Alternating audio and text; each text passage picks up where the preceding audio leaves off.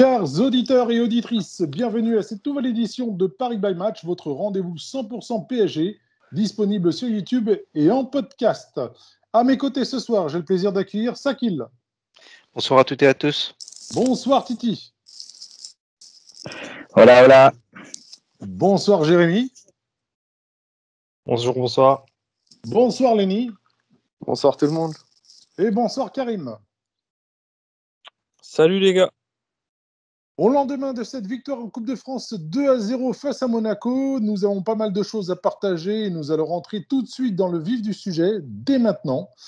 Tout d'abord, Titi, est-ce que tu peux juste nous récapituler le parcours du Paris Saint-Germain cette saison en Coupe de France ?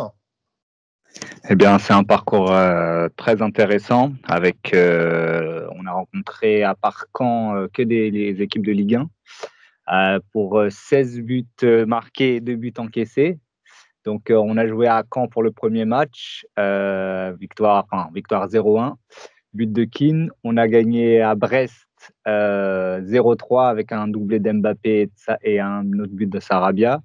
Puis on enchaîne avec un match très intéressant contre Lille au Parc avec 3-0 et c'est un but d'Icardi et doublé d'Mbappé. Et on a eu ce festival contre Angers avec Icardi qui met le triplé. Bon, on a eu un CSC et Neymar qui marque son petit but. Et le match où on a malheureusement un des plus beaux matchs de cette session de Coupe de France a été à Montpellier, mais on fait 2-2 avec un nombre d'actions manquées. Et Kylian encore qui met le doublé. Et là, pour ce match contre Monaco, c'est Icardi et Mbappé qui nous mettent les 2 buts. Enfin voilà, mais là, on va en discuter mieux que ça. Mais en tout cas, un parcours de champion. Titi, merci pour ce rapide débrief. Lenny, est-ce que tu peux nous donner le sentiment des supporters parisiens à 24-48 heures de ce coup d'envoi de cette finale?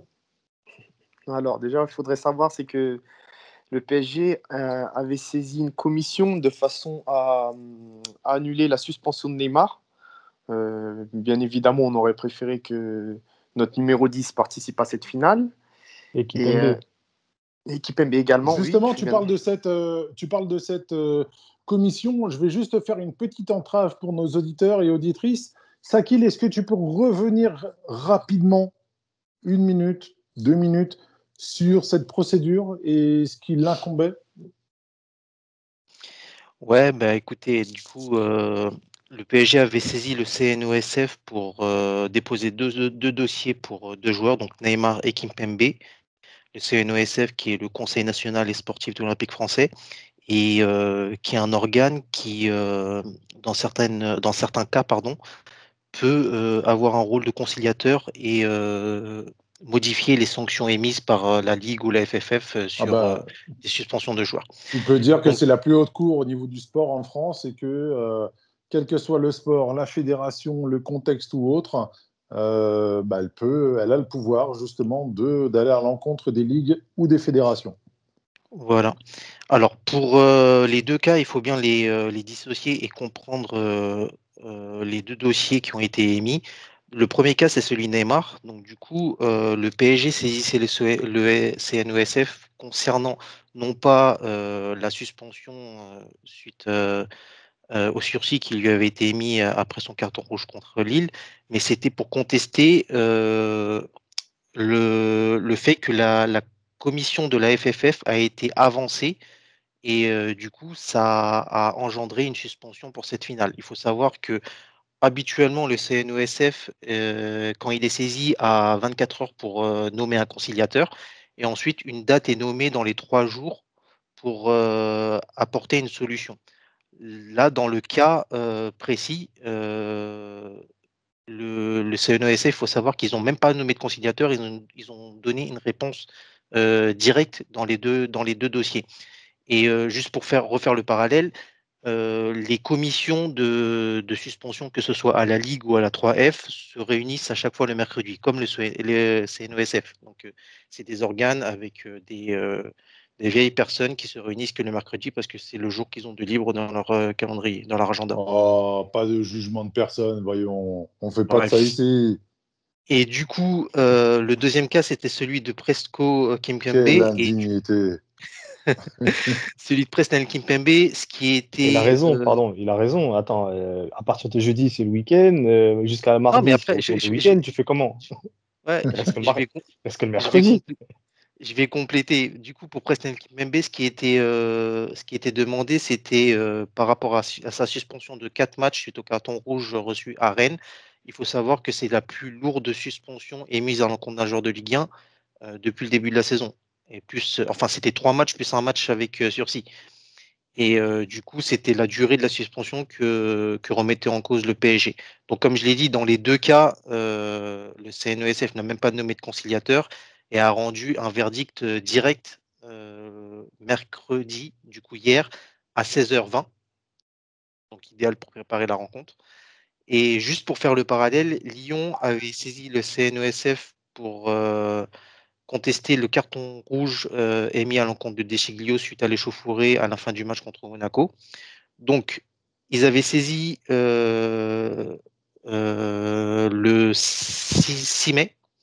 Le 7 mai, le CNESF a nommé un conciliateur pour une audience le 11 mai, ce qui permettait à De Sciglio, étant donné qu'il y avait une procédure en cours, de pouvoir jouer le 8 mai contre Lorient.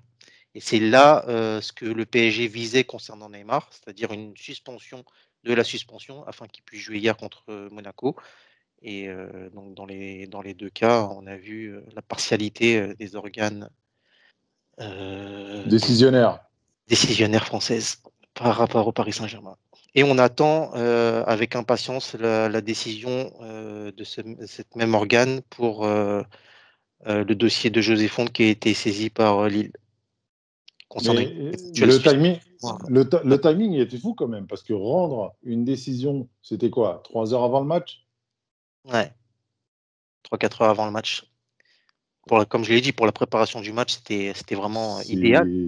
Ouais, idéal pour qui? Bah, c'est ironique ce que je te dis, mais voilà, c'est vraiment c'est n'importe quoi. Et puis au-delà de ça, voilà, il y a vraiment un manque de respect pour le PSG. Moi, j'estime qu'il y a un manque de respect. Et je tenais juste à faire ce petit aparté par rapport à tous les commentaires que j'ai pu voir de la part des supporters adverses au Paris Saint-Germain, de la part des supporters du Paris Saint-Germain et des divers spécialistes et commentateurs du football qui ont parlé de triche, je dis bien le mot triche, c'est ce qui a été dit par rapport au fait que le PSG a saisi le CNESF et a déposé 2 dossiers pour Neymar et Kimpembe. Mais Je rappelle Paris juste, était dans son bon drap. je rappelle juste que c'était le droit légal du Paris Saint-Germain de le faire. Donc, parler de triche, notamment pour une certaine catégorie de supporters, faut y aller quand même. On y reviendra un jour, on aura un petit débat justement sur cette intersaison, sur le rapport aux supporters que vous avez et votre vision aujourd'hui du supporterisme autour du PSG. Je pense que c'est aussi un des sujets qui nous anime, en plus de la tactique du jeu et de tout ce qu'il y a autour du club. Mais c'est un sujet qui vraiment fait partie et qui est assez récurrent chez nous. Et j'aimerais qu'on le partage avec nos auditeurs, si vous n'y voyez pas d'inconvénient. Lenny, excuse-moi, on t'a interrompu pendant 5 bonnes Ah, minutes. Tu peux attends, pardon, redémarrer? désolé. Si je peux juste me permettre, franchement, enfin, si on se met à la place des organisateurs de la Coupe de France, c'est quand même contre-productif de mettre pour valoriser son produit au niveau international, de se priver d'un joueur comme Neymar pour ce genre de match. C'est-à-dire, quand tu veux vendre tes droits à l'étranger, forcément, les gens veulent voir les meilleurs joueurs sur le terrain. L'UEFA l'a très bien compris en disant, bah voilà, on annule tous les cartons à partir de demi-finale pour avoir les meilleurs joueurs en finale. Bon, c'est un choix. Voilà. Ouais, Mais bon. même moi, je trouve déplacé quand même qu'ils aient placé cette finale-là en plein milieu de semaine. Sachant Après, que ça, c'est un autre débat. les deux Oui, équipes qui ont joué cette finale-là, ils ont des rencontres importantes Ouais, mais là, le c'est après, week-end qui tu as le l'euro. arrive. C'est rassemblement l'euro, c'est le équipe de calendrier pour France, l'euro. tu as l'Euro, c'est très compliqué. Ouais. Ah ouais. C'est pour ça. Regarde Le bien, tout même calendrier cette année est très, très, très contraint la Coupe et d'Italie, hein, c'est vraiment pas bon. la Coupe d'Italie a eu lieu en même temps, je crois. Hein. Mhm. la finale de Coupe d'Italie. Donc, non. C'est ça. Ouais. La Cup en Angleterre, c'était le week-end d'avant. Sachant En Espagne aussi, leur finale, ils les ont joué en semaine, il me semble aussi. Ouais, voilà. Donc, bon, c'était pour ça que c'est spécifique. Lenny, concernant purement et simplement le jeu, le carré vert, les supporters, ils étaient dans quel mood avant d'affronter, de voir leur équipe affronter Monaco? On était craintifs, on s'en foutait, on était confiants, on se tournait vers le match de dimanche. Enfin, c'est quoi l'ambiance générale? Après la victoire contre Reims, le gros carton qu'on a mis en championnat, on était assez confiants quand même.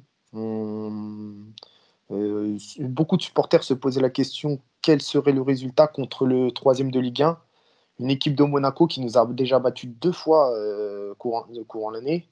Et on était plutôt confiants. On était dans la peau de favori quand même. Et qui est notre bête noire, hein, Monaco. Hein. Ouais, C'est notre bête noire. C'est l'équipe qui nous a le plus battu dans notre histoire. Et voilà. Mais il y avait une spirale positive quand même, je vais dire. Sakil, au niveau du sportif, qu'est-ce qu'on pouvait s'attendre après le match de championnat, enfin sur cette finale, comme l'a dit Lenny, qui était coincée à la fois entre la 37e et la 38e journée de championnat, avec 2 matchs décisifs, qui en faisait également, de par son cadre, un match également décisif, entre 2 équipes qui pouvaient ou garnir leur palmarès, ou justement tout perdre cette saison. Ouais, bah déjà, comme tu l'as dit, finale de Coupe de France placée entre 2 journées décisives de championnat. Bravo la FFF. Cela étant dit, le PSG disputait sa 19e finale de Coupe de France hier contre l'AS Monaco, la 7e finale d'affilée. Et l'objectif était simple, il fallait aller garnir cette armoire à trophées, comme tu l'as dit. Mais il y avait aussi un parallèle un peu plus important à faire, puisqu'on pouvait, par une belle victoire et une belle prestation, prendre un ascendant psychologique sur notre adversaire du soir, qui nous talonne en Ligue 1 à 2 points et qui peut encore espérer nous ravir la 2e place, voire dans un concours de circonstances assez fabuleux, ravir le titre à Lille et au PSG. Et à côté de ça, mettre un peu plus la pression à Lille en vue de la 38e journée, en leur montrant que on est là et bien présent et qu'on ne lâcherait rien jusqu'à la dernière seconde du dernier match de championnat. Au niveau des troupes, on a eu le retour de Gueye et de Diallo qui étaient donc forfaits contre Reims. Verratti, Kurzawa étaient forfait pour blessure et Draxler était lui incertain après sa sortie sur blessure lors du match de championnat.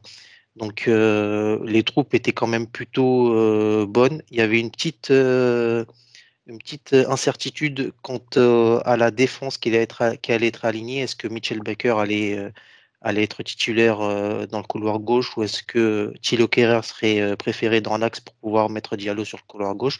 Je vais te laisser donner la réponse juste après. Et puis voilà, c'était une finale et comme l'a dit et l'entraîneur et Marquinhos, une finale ça se gagne. Karim, est-ce que toi tu partages l'avis de Sakil ou toi il y avait également d'autres choses qui animaient peut-être ton intérêt autour de cette finale? Non, j'ai un peu pensé à nos très chères années où on sauvait les saisons grâce aux coupes.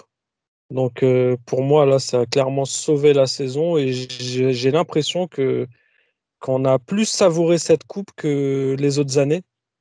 Les autres années où on prenait le championnat, plus de coupes, on rafalait tout. Moi, perso, j'ai bien Ça dormi nous- cette nuit. Je me suis réveillé Ouais, avec ça le nous a sourire. permis peut-être de nous recentrer c'est sur vrai les que choses les plus importantes et de ne pas sous-estimer les titres qu'on gagne chaque année, parce que j'ai l'impression que les gens croient que c'est facile, et alors que Ah non, c'est pas bah, facile de moi gagner un j'ai titre. vu des choses, notamment en Angleterre, où justement on regarde les réseaux. Alors je parle du post-match, hein. Voyons Pochettino avec un trophée, des gens qui disaient que même avec leur grand-mère, ils gagneraient la Coupe de France. Et sincèrement, je pense vraiment, et c'est aussi de la faute des clubs français, hein, que les étrangers ont vraiment une très très mauvaise image du football français, quoi. Alors déjà, ils ont une très mauvaise image, mais nous, on se défend même pas.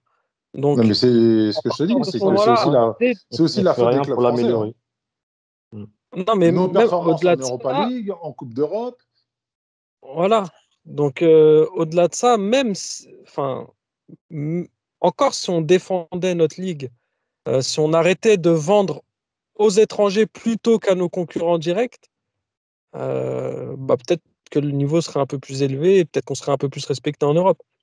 C'est Donc vrai. là, pour le coup, je peux pas les blâmer de dire que c'est la Farmer League. Mais bon, ils sont bien contents de De trouver venir en France piocher. un vivier de joueurs excellents. Quand Mhm. tu regardes les meilleurs joueurs d'Europe, la plupart sont français. Enfin, ou viennent du centre de formation français. Oui, dans leur club, dans les clubs de leur pays, effectivement. Alors, Je hier, rebondis sur ce que disait oui, Karim. Je rebondis sur ce que disait Karim. C'est vrai qu'il y avait quand même ce spectre de la saison blanche. C'est quelque chose qui est depuis combien d'années? On n'a pas fait une saison blanche, je crois, la première année QSI, si mes souvenirs sont exacts. 2011-2012, mais depuis, on gagne toujours quelque chose, un trophée majeur. Et Donc, même quand on était une équipe éclatée, on ouais, sauvait la on saison gagnait, soit avec voilà, c'est ça. la Ligue, soit avec une Coupe de France. Même si on n'arrivait pas à prendre le championnat, on avait toujours un petit lot de consolation, quoi. une équipe Ouais. moyenne, Ça nous a plutôt ramené à cet qu'éclatée, ordre. on parle en politiquement correct ou on peut dire éclaté? Ah, moi, je Mhm. parle d'éclaté. On était éclaté. Ok. D'ailleurs, moi, Et courant encore la journée, merci j'ai d'avoir pensé. gagné, parce qu'on le remerciera jamais assez. Ok, on est C'est d'accord, vrai, pas de problème. c'est courant la journée, j'ai pensé à ça, mais c'est vrai que enfin, les supporters du PSG actuellement, ils ont tendance à minimiser quand on fait des doublés, des choses comme ça. Alors que des grandes équipes comme Lyon à l'époque, je parle du Grand Lyon, ils ont fait qu'une seule fois le doublé, Coupe Championnat. C'était en Tout à 2008 fait, les... ici. Donc, les gars, faut pas banaliser ça. Dès qu'on fait des triplés, quadruplés, faut pas banaliser ça. Un titre est un Même titre. en Un Angleterre, titre est un titre. City, ils ont fait le quadruplé l'année dernière. Guardiola, ouais. C'est C'est la la première première équipe équipe à à l'avoir l'avoir fait. fait.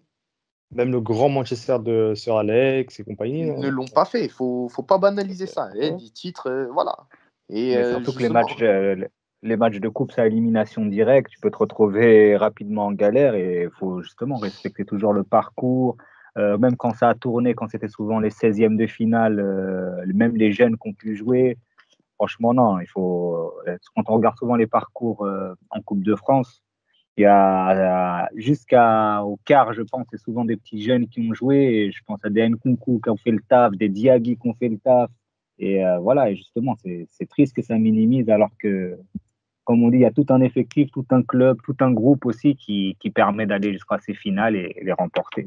Et moi, moi, je vais et plus loin surtout, dans la réflexion, sachant il y a des grands clubs qui ont bâti leur réputation et leur palmarès sur des trophées gagnés l'avant-guerre, le gardien avait même pas de gardien, même pas de gants, et ils s'en vantent encore aujourd'hui. Donc, dans un foot moderne où nous, on a un club assez jeune, est-ce qu'on est en position de cracher sur un trophée? Désolé, non.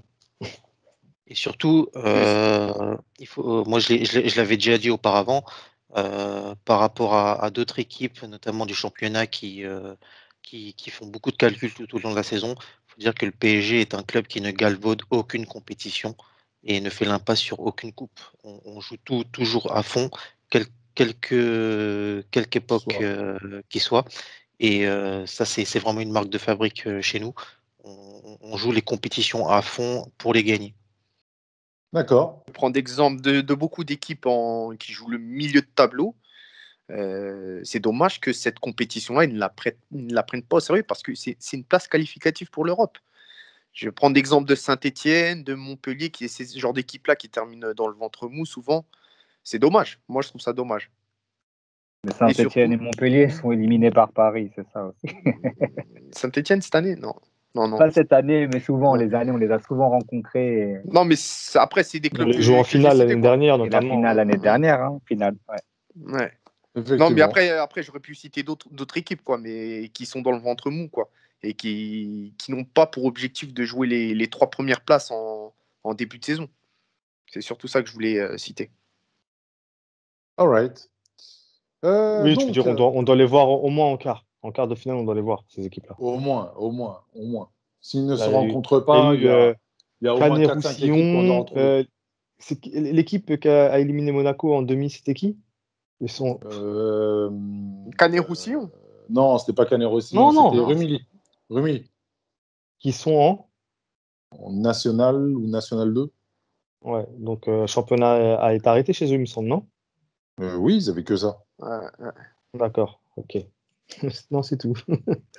C'est inadmissible. Mais c'est vrai qu'en France, c'est particulier quand même à ce stade de la compétition qu'on trouve Mais on des galvaude équipes dans... tout. On galvaude le championnat. C'est On se bat incroyable. pour jouer les Coupes d'Europe qu'on finit par ne pas jouer.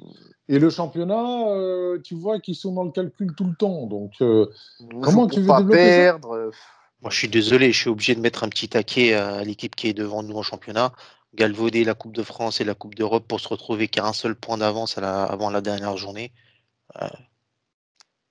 Fallait que tu la mettes, là. Tu peux dire que tu as fait un beau parcours, mais avoir fait tout cela pour te retrouver qu'à un point et possiblement perdre le titre lors de la dernière journée. Ils méritent. Et l'équipe qui est quatrième, ils ont galvaudé quoi? Ils se sont fait sortir en quart par Monaco. Tu peux dire qu'ils sont quand même allés au bout. Lyon, c'est pas l'équipe que je vais taxer que tu vas blâmer. Que je vais blâmer parce que c'est souvent une équipe qui donne le max. On l'a vu en Coupe d'Europe ou même dans les Coupes nationales, souvent ils arrivent au moins en quart. Par contre, il y a d'autres équipes un peu plus dans le sud. Ah, non. Ils ont l'étoile, ils peuvent se permettre. Il y avait encore le mur de Berlin quand ils ont gagné la Coupe de France. J'avais 2 piges, je crois. Messieurs.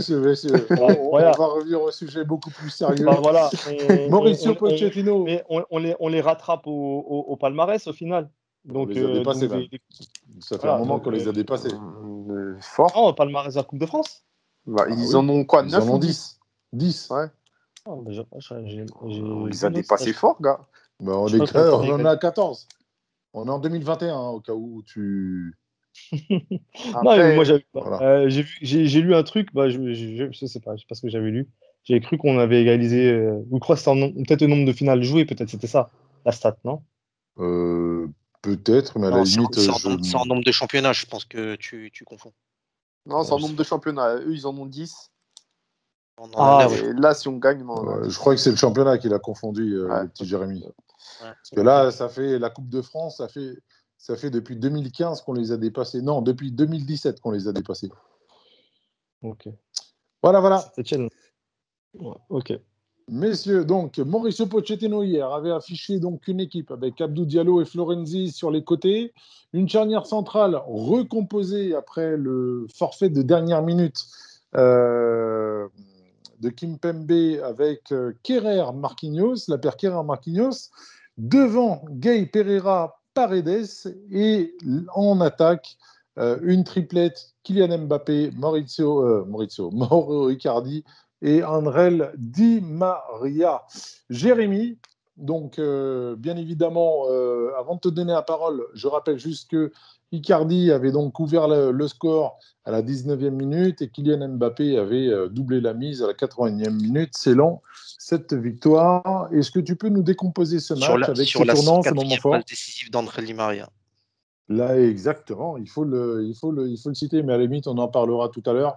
On fera une partie Di Maria parce que c'est vraiment incroyable ce qu'il fait et j'aimerais vraiment qu'il soit le double centenaire de ce club.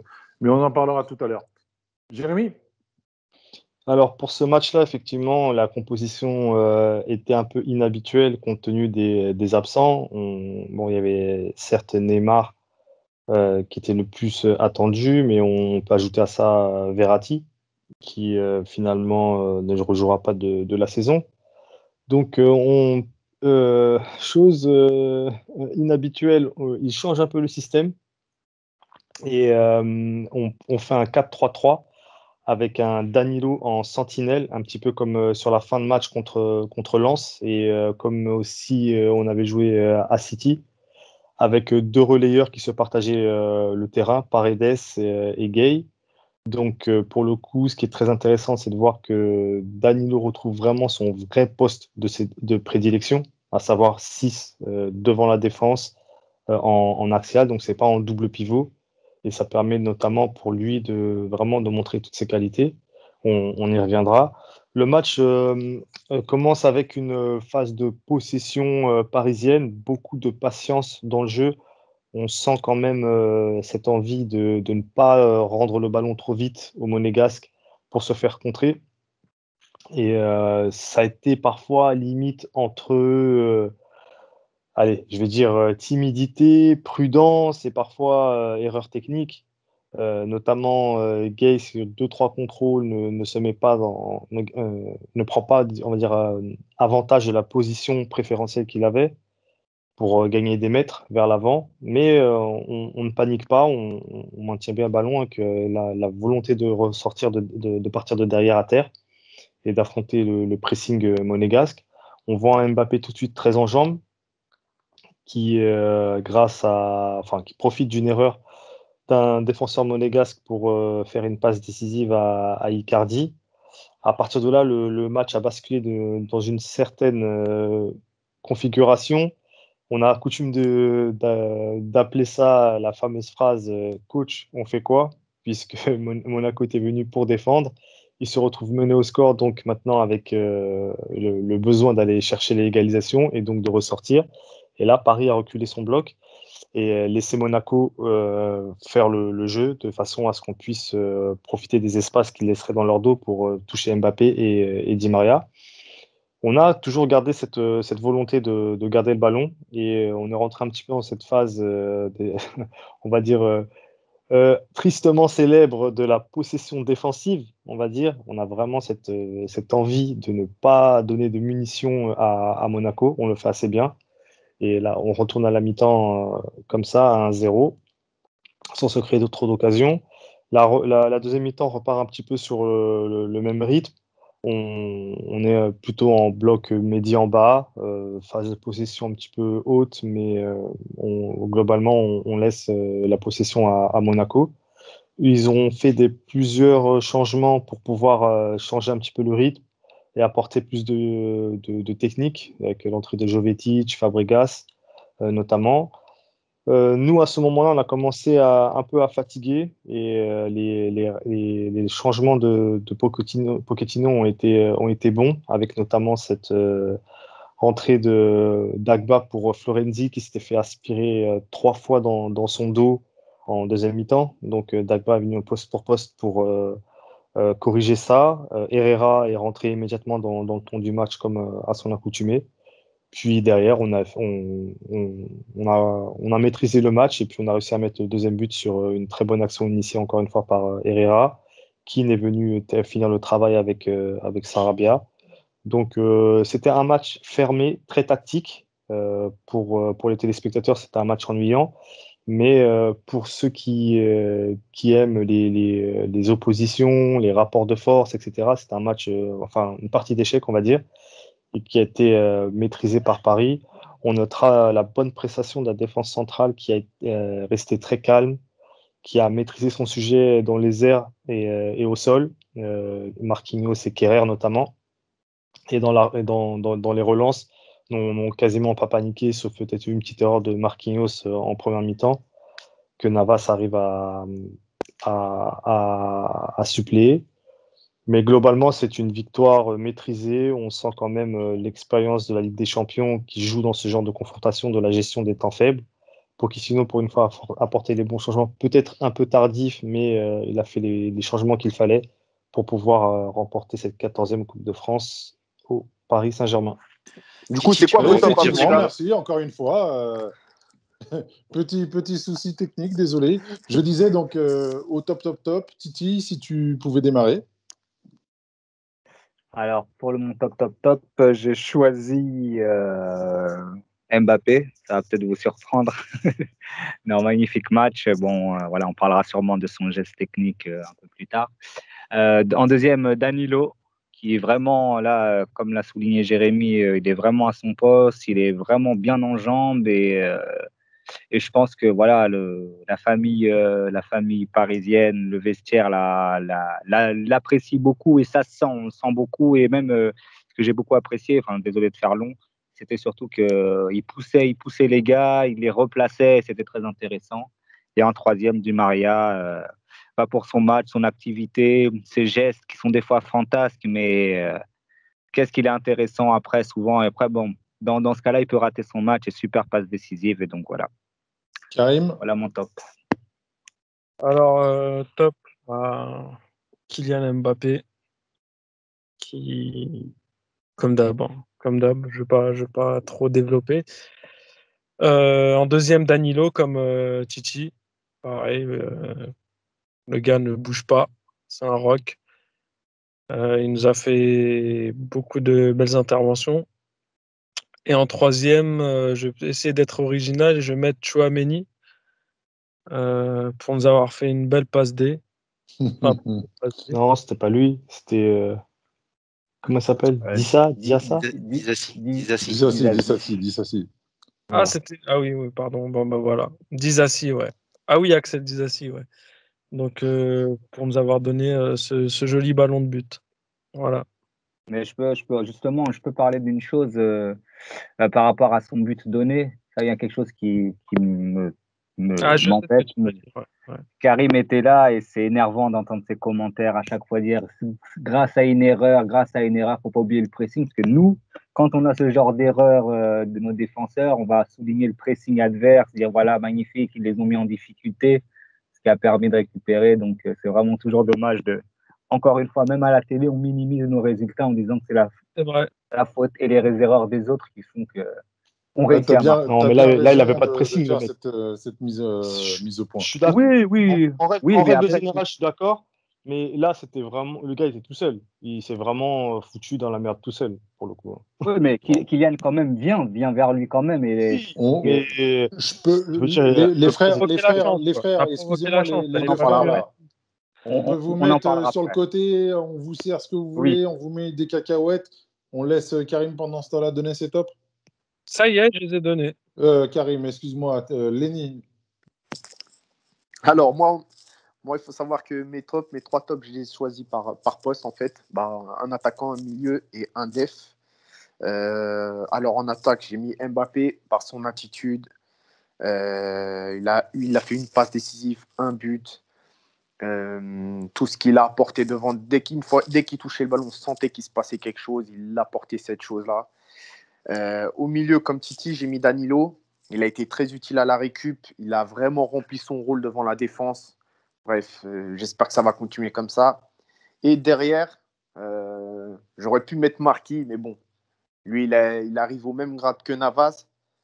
J'ai privilégié Kerrer. Il a fait un match très sobre, très propre. Et ça, faut le souligner parce que c'est vrai, c'est un joueur sur lequel tout le monde tape. Et quand il fait des bonnes performances, il faut le dire aussi. Et hier, il a été très bon, il faut le souligner. Voilà. Alors pour moi, donc, je pense que ça va être un peu comme Lenny. Kylian Mbappé, Di Maria et mention spéciale à Attilo Kerrer pour une fois. Malgré le fait qu'il ne soit pas pris pour l'Euro, c'est un joueur de qualité et j'espère que Arsenal, par exemple, a regardé son match hier soir et je leur rappelle que c'est un joueur qui est intransférable et qui est cher à nos cœurs. Sakil pour clôturer. Yes, du coup, je vais être original en mettant Kylian Mbappé en première position. Un but, une passe décisive, match vraiment très, très complet dans sa létalité. Et c'est vraiment de plus en plus incroyable. En deux, je vais mettre, et là aussi je vais être original, mais pour vous surprendre, je vais mettre Mauro Icardi, que j'ai trouvé très intéressant dans son jeu dos au but, le nombre de ballons qu'il a pris sur les longues transversales et qui a permis au bloc de remonter. Et en 3, je vais mettre Danilo pour son match, un peu comme vous l'avez dit, très solide devant la défense. Il a ratissé un nombre de ballons incalculable et il a été très solide dans sa proportion à protéger son axe central. D'accord. Messieurs, on a fait le tour. Est-ce que vous avez quelque chose à souligner sur l'organisation en T'as face peut-être oublié Jérémy, de non? Kovac? Ouais, T'as mes oublié tops, Jérémy, peut-être. Non? Non, c'est bon, tu parles avec Titi, c'est bon, tu as terminé? Allez, vas-y, donne-nous tes Je talents. viens de les En donner. plus, Je en viens de les plus, donner. Bah ouais, Taki, il les a donnés, c'est bon. Hein. en plus, c'est les mêmes que Titi. Mbappé pour son jeu, Tout Mbappé ça pour son pour ça. jeu, Mbappé surtout pour son jeu. Moi, j'ai trouvé très intéressant dans son jeu dos au but en fait. En plus, il s'est pris pas mal de coups et bon, pas de carton jaune en face, une petite habitude, mais bon, il a vraiment été très intéressant dans ce domaine-là, dans la conservation du ballon surtout. C'est un domaine où on ne le connaissait pas spécialement puisqu'on sait qu'il aime bien la profondeur, mais là vraiment, il a été intéressant là-dessus. Cette saison, il a vraiment franchi un cap dans le jeu, vraiment. On peut en parler juste après si Danilo, vous voulez. Hein. ouais. Danilo, non, je pense enfin, Mbappé, on en a beaucoup parlé, donc là, je pense qu'on laissera ça pour les bilans en fin de saison. Moi, je Et pense que ça peut être intéressant d'en reparler rapidement. Et vous verrez pourquoi. ok, bah, et Danilo, bah, pour tout ce que j'ai cité, vraiment, il dissuade les équipes en face, placement tactique intéressant. Bon, avec le ballon, parfois, il y a eu deux, trois trucs où il est un peu limite, mais globalement, c'est du très haut niveau. Et bah, j'avais hésité entre Kerrer et Di Maria, mais j'ai privilégié Di Maria pour vraiment le féliciter pour cette 104e passe décisive et l'impact qu'il a dans le club qu'est le PSG. Dans la créativité, chose qui est une des choses les plus compliquées. Les saisons passent et il est toujours présent. Voilà. Parfait, parfait. Messieurs, D'ailleurs, juste. si je peux faire un tout petit crochet, alors, Di Maria, il a 104 passes décisives en 263 matchs en 6 On allait saisons. parler de Di Maria après, Ouais. en fait. Ok, d'accord. Ouais. Ah, Lenny, je pensais que tu allais rajouter un flop pour Rodez qui est en mode Draxler Casper depuis son micro, là. Ok, bon. Non, je voulais juste accorder 2 petites secondes sur l'équipe adverse qui, mine de rien, je trouve qu'elle a été très compliquée à bouger.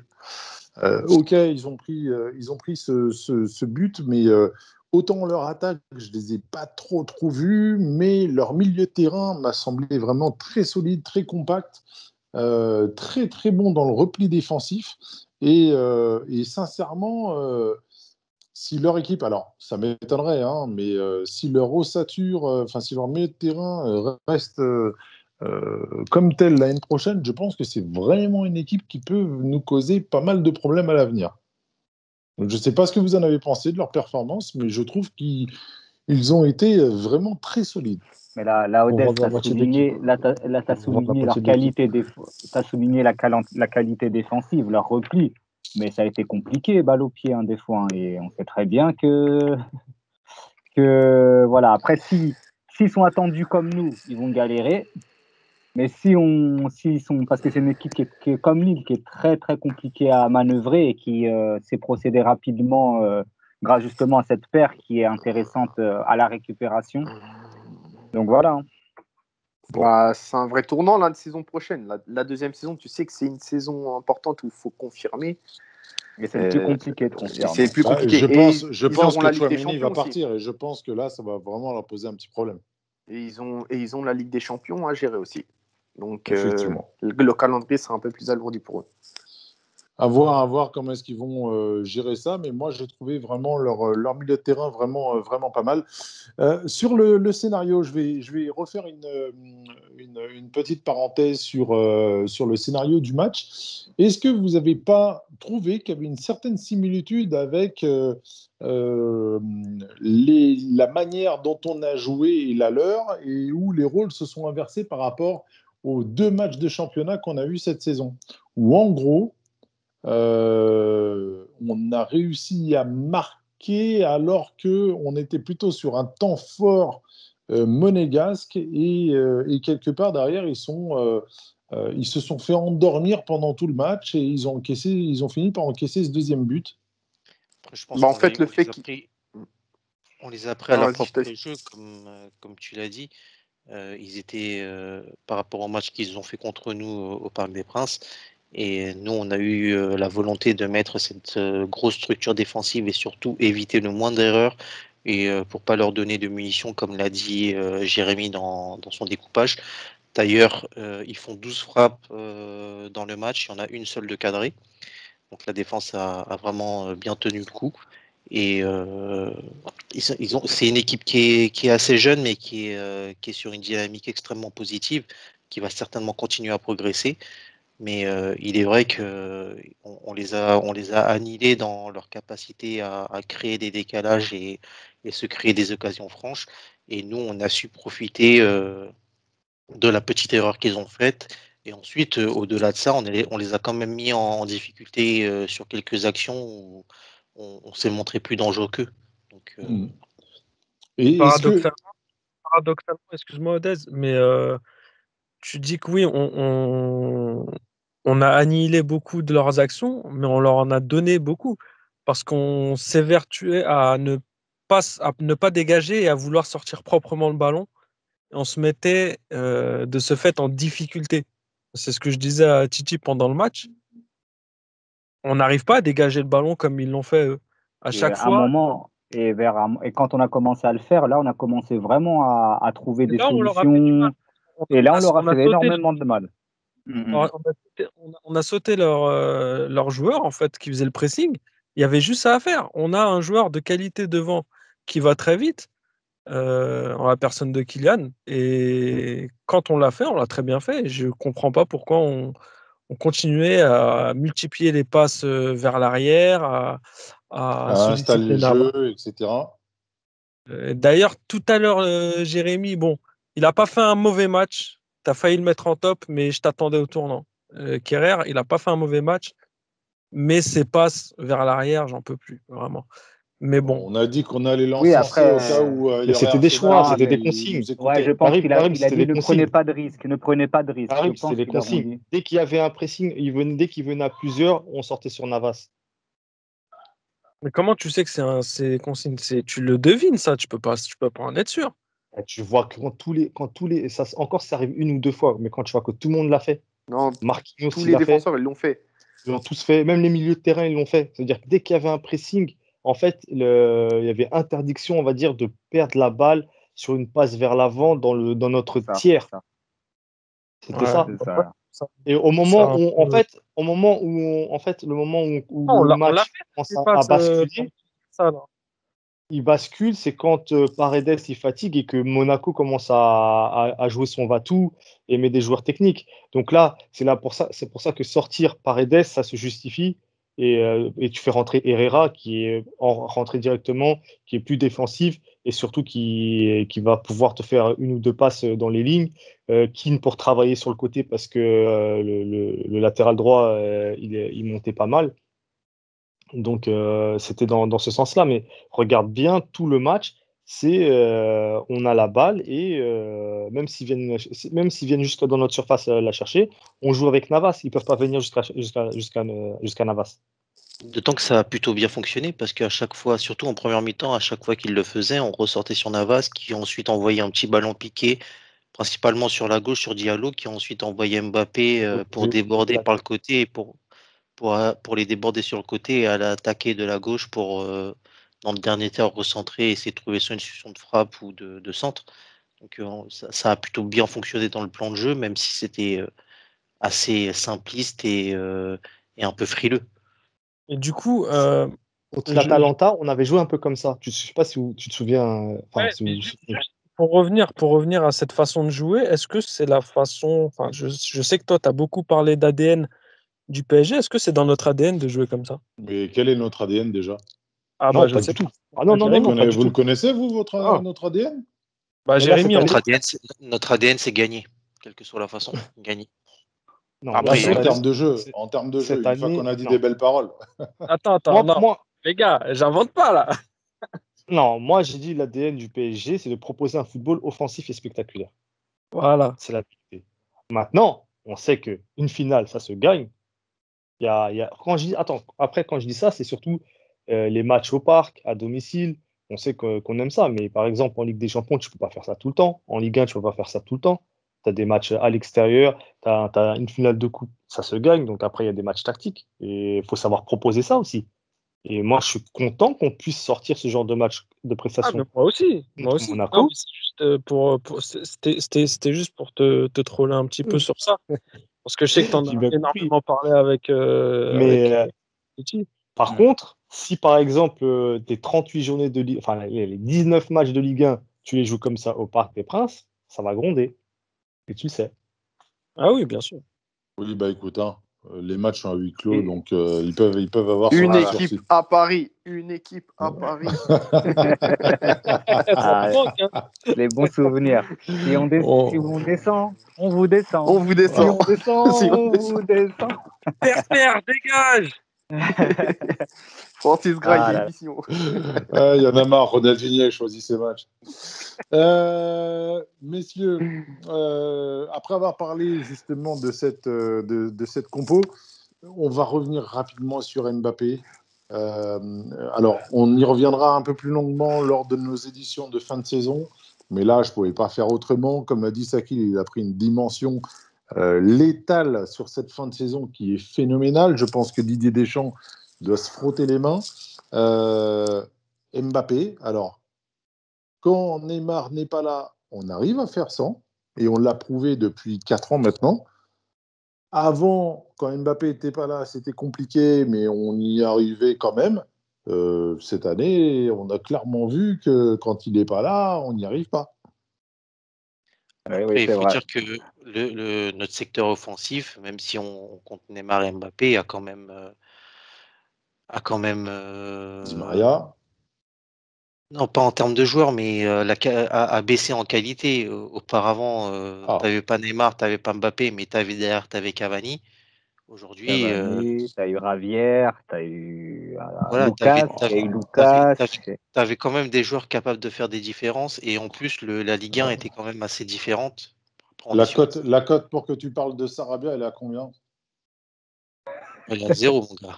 Elle est à Ouais, zéro. tu crois que toi, tu as cru qu'on ne devait pas venir.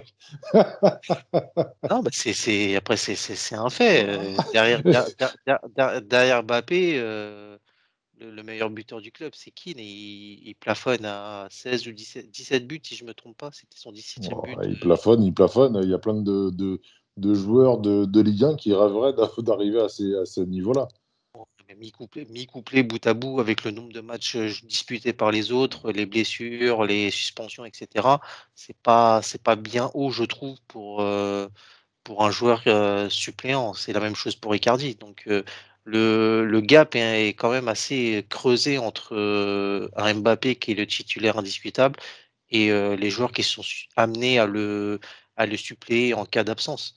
On l'a vu contre Rennes, il n'était pas là. Voilà, personne n'a été en capacité d'être pas dans son registre, mais d'apporter ce supplément qui permettrait au club de marquer des buts. De toute la manière, cette saison, Mbappé, c'est 41 buts.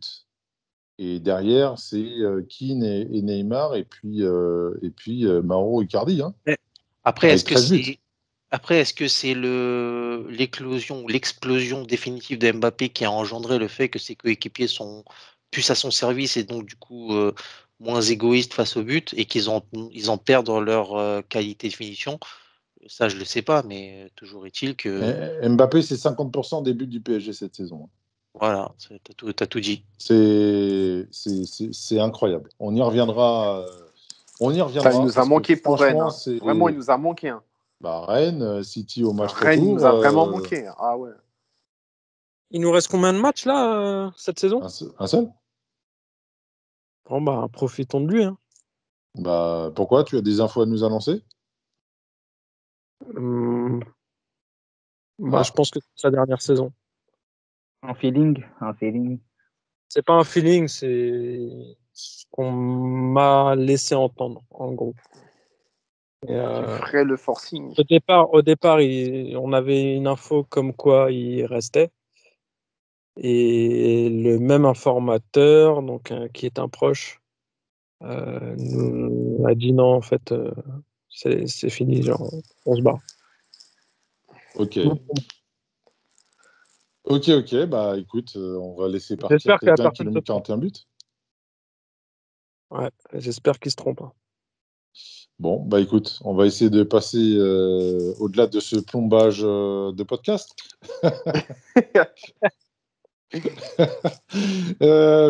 Mais bon, voilà, moi ça me semblait important de parler de lui. On peut également aborder le cas Di Maria. même si, encore une fois, on fera le bilan des joueurs lors de l'intersaison. Moi, Di Maria, c'est 104 passes décisives. Il a quoi, 84 buts. Ça peut être le premier joueur à faire plus de 100 buts et plus de 100 passes décisives. Enfin, il sera sur la carte du PSG. Titi? Moi, je le mets dans mon type de légende, les yeux fermés. Tu le mets dedans. Bah Ah, je le mets. après, bon, moi j'ai une petite réserve quand même. Moi, après oui, c'est un superbe joueur et tout, mais je pense qu'il y a certains matchs où il aurait pu, où il s'est. Bon, c'est vrai qu'on parle souvent, Jérémy parle beaucoup de créativité de nos offensifs, mais il y a des fois où justement, et moi ce que j'aime pas du tout avec nos joueurs des fois, c'est le fait de chercher le plus difficile. Après, ils sont comme ça, malheureusement, on doit faire avec parce qu'ils sont capables du pire comme du meilleur et du génie comme du raté. Et donc, c'est C'est vrai que dans le c'est pire qu'ils sont compliqué. le meilleur, Et c'est souvent dans le pire qu'ils sont meilleurs. Ça, on l'a pu voir contre comme dirait Saint-Etienne. l'autre. C'était vraiment l'exemple même. Saint-Etienne, c'était le match de Saint-Etienne. Là, il nous a vraiment montré un Di Maria de sa saison, enfin, ses saisons parisiennes, quoi. Mais c'est vrai que depuis Tourelle, là, il a vraiment été beaucoup plus intéressant puisqu'il avait cette liberté-là.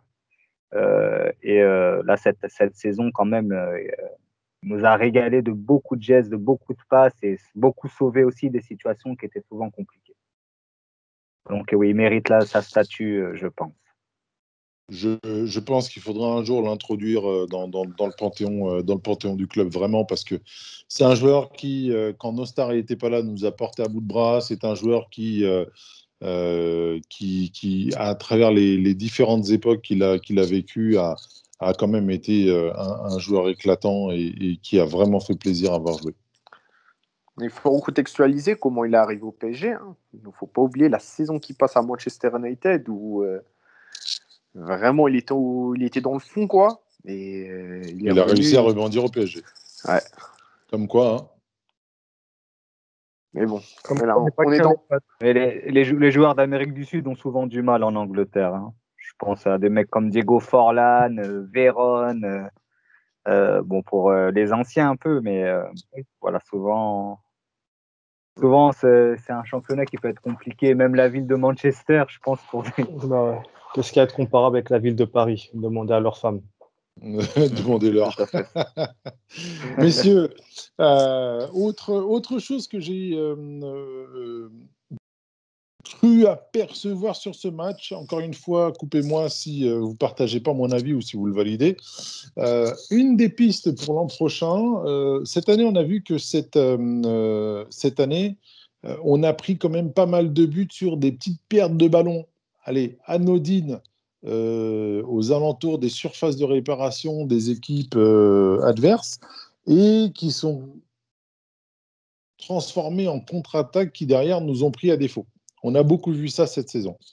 Et là, sur ce match-là, je commence à voir une sorte de bloc haut. Alors ça, on ne bouge pas. Un bloc qui est relativement haut, mais avec des joueurs qui essayent quand même de garder un pied vers le repli. Je ne sais pas si vous voyez ce que je veux dire, de manière à pouvoir systématiquement être... un meilleur équilibre. En tout cas, de pouvoir faire un repli défensif, alors pas comme celui de Monaco, mais en tout cas, de pouvoir systématiquement être à 3 ou 4 sur les premières secondes de perte de balle dans notre camp, quoi. Je ne sais pas si vous avez vu ça. Dans notre camp, tu parles? Ouais. Après, il peut y avoir deux explications. Ouais, non, mais en contre-pressing, il parle.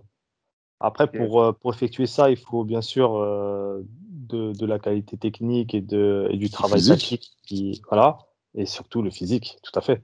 Donc, on a fait que répéter que cette saison était particulière, qu'on avait 60 minutes grand max dans les jambes, que les efforts n'étaient jamais continus sur 90 minutes. Il y a aussi le fait d'apprendre de ses erreurs, puisque tu l'as dit, hein, on a concédé beaucoup de buts sur des erreurs commises, et on sent maintenant plus de tranquillité, à l'image de Kerrer, tout simplement. Hein. Si on peut citer lui comme exemple. bah voilà, de se dire on peut aussi jouer de cette façon-là sans commettre d'erreur, en étant très appliqué, très concentré, mais ça s'accompagne avec une bonne condition physique. Ça, de toutes les manières, cette saison, et ce sera moi en tout cas, dans mon bilan de la saison, on peut avoir des espérances à la hauteur de notre budget, de la qualité de nos joueurs, du recrutement ou pas qu'on a eu. Je pense qu'on ne peut pas attendre beaucoup de choses d'une équipe professionnelle, quelle qu'elle soit, si le physique Non, mais fait défaut. Et cette année, très clairement, notre physique a fait défaut. Et c'est aussi pour ça que je rappelle que pour moi, c'est une saison très miraculeuse et que au-delà de notre performance, je pense qu'on ne voit pas assez l'insuffisance des clubs qui sont en face. Voilà, c'était ma petite parenthèse que je rouvrirai lors du bilan Mais de la saison. Odez, pour en revenir à ce que tu disais, même par rapport aux adversaires qu'on joue, c'est intéressant quand on fait le pressing assez haut. Et là où c'est vraiment, où je trouve que c'est plus intéressant de jouer avec une sentinelle, c'est justement parce qu'il y a des fois, quand les milieux vont faire le pressing dans le camp adverse, eux ont souvent tendance à dégager directement. Ce qui fait, eux, ils sautent notre ligne de pressing. Et Mais là, avec derrière, on se Danilo, retrouve pris en défaut. tout à fait. Mais là, avec Danilo, il coupait justement ces passes-là. Toutes Mais les passes qu'ils ont essayé de tu mettre. l'as ressenti comme moi. Ah oui, bien J'ai sûr, pas eu bien une sûr, vision. Je bien trouvais sûr. que c'était quand même assez flagrant et c'est quelque chose Mm. qu'on voyait pas ces derniers temps. Bah, sûrement la changement tactique. Hein. C'est Et voilà parce que tu vois avec derrière, par extension, et je vais poser la question à toi, Titi, mais également à tout le monde, est-ce qu'on ne s'est pas adapté avec l'absence de Neymar pour pouvoir justement permettre d'avoir cette sentinelle, comme le dit Titi? je pense que Ouais, Neymar il aurait aurait pu joué jouer, et peut-être Mbappé en pointe et Icardi aurait peut-être pas et Mbappé débuté. en pointe. Peut-être. Moi, je Donc, pense quoi qu'il si arrive, Neymar on est aurait eu cette organisation, quoi qu'il arrive. Moi, je pense, Ouais, je parce que pense. là, il a fixé Danilo quand même depuis plusieurs matchs et comme il donne satisfaction, donc ça aurait été, bon, peut-être en faisant tourner, mais ça aurait été compliqué de l'enlever. Après, peut-être, qui sait, là. Qui Non, sait, mais étant après, donné voilà, qu'il c'est l'a, tout. il l'a fait jouer contre Reims, hein, Danilo, ouais, Danilo, il fait Reims. Paredes et Gay, il joue pas à Reims. Donc oui, peut-être qu'il aurait fait les deux. Qui sait, ouais, c'est sûr, peut-être hein, aussi. Ouais, après, c'est Moi, je suis trouvé. assez d'accord avec Titi parce que il n'a pas pour habitude de jouer en 4-3-3 et hier il a sorti un 4-3-3. On sait que Pochettino c'est du 4-2-3-1 à tout va. Et hier il a bien insisté sur ce schéma et la volonté de mettre Danilo devant la défense pour protéger celle-ci. Et comme vous l'avez dit, être à la récupération et pouvoir couper tous ces peut-être longs ballons ou ces situations de contre-attaque là où il a été très efficace. Donc je pense que c'était vraiment un plan de jeu voulu et une tactique vraiment spécifique pour ce match et cet adversaire. Ok. Je pense Mais aussi après, que mettre les bons mais après, joueurs à ce meilleur poste, voilà, ça, on voit tout de suite. Là, par contre, ça, c'était plus en défaveur de Paredes. On sent que Paredes, bah, déjà, la récupération, c'est plus difficile d'aller chercher sur les côtés. On sent qu'il a moins ses angles de passe en étant un peu excentré. Voilà, c'est moins à son avantage. Par exemple, là, si on mettait un Verratti à sa place, il serait plus à l'aise, ça peut donner quelque chose d'assez intéressant. Est-ce que justement sur le début de match, on pouvait craindre, comme l'a dit Jérémy, l'absence de créateurs au milieu de terrain? Est-ce que justement, par extension à ce qu'on vient de se dire, vous trouvez qu'on s'est bien adapté à cette absence ou est-ce que justement on l'a traîné comme un boulet pendant 90 minutes? Non, on s'est bien adapté. Et après, il y a un fait aussi, c'est qu'on a vite marqué et les Monégasques, ils ont couru derrière eux, quoi. Et c'est ça qui nous a mis dans la bonne posture, je veux dire. Je pense sans aussi que l'ouverture du score. voilà, eux, ils pensaient mener au score. Et comme le match en championnat où ils se disent, voilà, ils vont faire une erreur, on va en profiter, on va marquer. Et il s'est passé exactement l'inverse. C'est l'arroseur arrosé, on va dire. Ouais, on était vraiment sur un match très tactique et plutôt un match défensif qu'autre chose. Les deux équipes avaient la volonté de, avant tout, pas faire d'erreur et maximiser les rares situations et opportunités que pouvait offrir l'adversaire. À ce jeu-là, on a été meilleur, mais il faut dire aussi que par rapport au match qu'on a pu jouer au Parc des Princes, ils ont quand même été un petit peu plus ouverts et ambitieux par rapport à vraiment au schéma très défensif et très bas qu'ils avaient déployé lors du match de championnat. Et ils ont pris confiance, C'est le c'est pour ça. scénario. Hein. Mais c'est le Ouais, et scénario d'ailleurs, qui fait, c'est le scénario. moi sur Ah le oui, début du parce match, qu'ils sur le début du match, j'étais ils étaient relativement bas à Monaco quand même, hein. Après, ils ont couru après le score, hein. C'est ce qui les a fait sortir, mais on voyait bien un double rideau défensif, hein. ouais, tout à À la fait. perte de D'ailleurs, balle, ils ne se prenaient pas la tête, hein. Ils reculaient Ah direct. ouais, les 15 premières minutes, ils sont devant, devant leur gardien pratiquement. Bah oui. C'est Je après, moi, vrai le pense début que du si on que match, n'avait pas ouvert le score rapidement, ça aurait été un match très fermé. ouais, et puis en plus, je pense qu'à partir de la 60e minute, quand il sort Ben Yedder et je sais plus qui, tu sens qu'il est passé à autre chose très vite. Il est très vite passé à autre chose.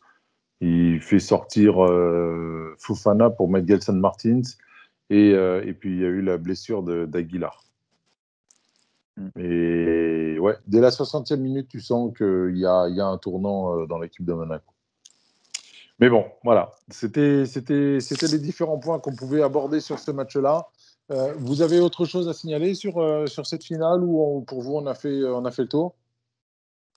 Non, c'est bon. Le protocole d'avant-match était sympa. J'ai bien, j'ai bien aimé la réaction des joueurs face au président et Ouais, le je président avait pense aussi. préparé, hein, il avait sa petite fiche sur Ouais, chacun des joueurs. Hein. visiblement, oui, mais ce qui est intéressant, c'est aussi de voir quand même le respect des étrangers, enfin des joueurs étrangers du PSG pour la Coupe de France, puisque comme disait Sakil, on la joue à fond. Pour le président et pour l'hymne, enfin, je sais pas si vous l'avez ressenti, mais on sent quand même un profond respect pour la France. C'est un petit peu contradictoire pour des mercenaires, hein. Pour des mercenaires ou même par rapport à la période qu'on vit aujourd'hui. La période qu'on vit aujourd'hui. Ouais. Si, comme tu dis. Messieurs, Allez, on a fait le tour allez, sur ce PSG. match. Comment l'oublier celle-là? On a fait le tour sur ce je suis match. fatigué. Je suis fatigué. Allez leur dire qu'ils ne se sont pas battus. Allez leur dire. Ils sont morts, les Ils joueurs, sont dans le morts. vestiaire. Ils sont morts. Allez leur dire si vous avez des couilles. Messieurs, dernier match de la saison, la 38e journée. PSG va à Brest, alors que dans le même temps, Lille ira à Angers. On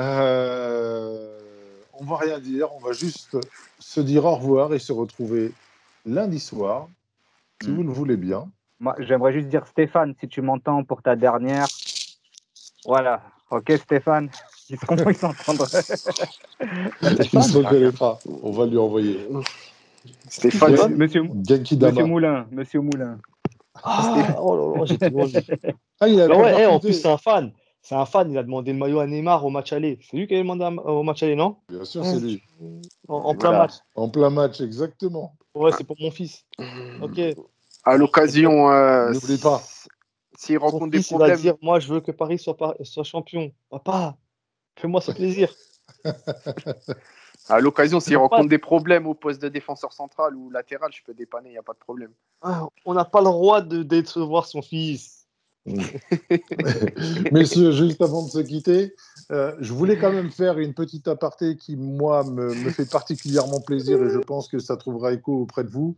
La qualification du Paris Saint-Germain pour le Final Four de handball.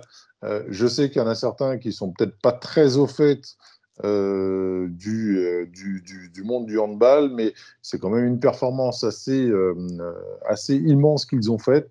On te renvoie la En question, du coup. On te retourne la Comment? question. On te retourne la question. C'est toi qui pourras nous éclairer. Bah justement, pour vous remettre dans le contexte Kiel qui avait gagné au match aller de 3 buts de mémoire. Le PSG les a battus C'était au pas le retour et tenant du Soccer Cup. titre, non? C'était le tenant du titre. C'est le tenant du titre, et pour Ouais, vous il me semble. situer Kiel, c'est un peu un mélange de Bayern et de Real dans le handball, quoi. Voilà, le Bayern n'a pas d'équipe de hand de ce niveau, le Real n'a pas d'équipe de ce niveau. Bah, Kiel, c'est les deux en même temps au niveau handball, et le Barcelone. C'est vraiment. C17 et C18, c'est ça? Ah, c'est vraiment ça. C'est vraiment la grosse équipe européenne au niveau du handball.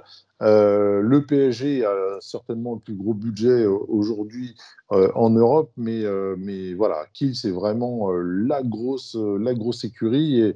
Et sincèrement, même si la saison a été difficile au niveau du PSG, et je pense également que ça va également amener. Il y a pas mal de départs à la fin de la saison, de joueurs comme Mickey Hansen, comme Rémi Lee. Je crois qu'il y a également Et un Karabatic, autre non? joueur. Karabatic, je ne sais pas Prolongé, trop je ce crois, qu'il fait. Karabatic, c'est ça? Comment? Il a pas prolongé Karabatic de Je ne sais saison. pas Ah, s'il Beşiktaş. a. Mais il je a sais pas prolongé si- là, je crois, C'est jusqu'en le petit frère qui 2024. a prolongé, je crois. Ah, c'est Ouais. qui? Le grand frère, je ne sais pas, Grand, parce c'était qu'il est blessé. blessé, et il se Ouais. pose la question d'arrêter